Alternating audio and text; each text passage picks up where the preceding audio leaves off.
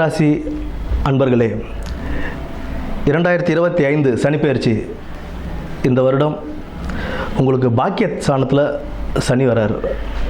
பாக்கியஸ்தானம் அப்படின்னும்போது நீங்கள் இத்தனை 2-3 வருடங்களாக நீங்கள் பட்ட கஷ்டங்களுக்கெல்லாம் ஒரு விடிவு காலமாகவே இருக்கும்.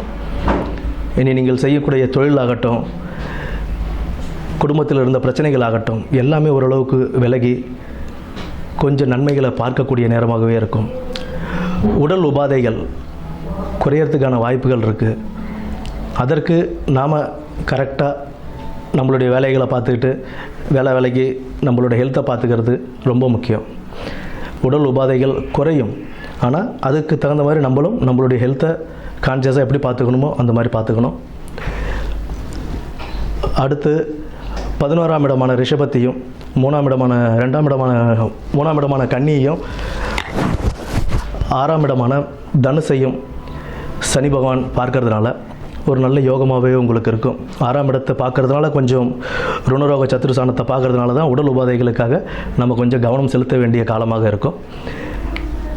நீங்கள் எடுக்கும் பணிகளில் நல்ல லாபமும் கிடைக்கும். பிகாஸ் உங்களுக்கு பாக்கியஸ்தானத்தில் சனி வர்றது ஒரு நல்ல விஷயந்தான்.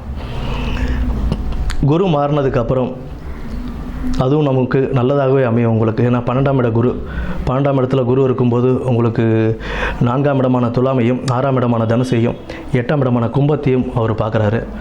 அதுவும் ஒரு நல்லதாகவே உங்களுக்கு அமையும். உடல் உபாதைகளுக்கு மட்டும் கவனம் செலுத்தி நல்ல ஒரு பாக்கியமான சனிப்பெயர்ச்சியாகவே இந்த சனிப்பெயர்ச்சி உங்களுக்கு அமையும். நன்றி.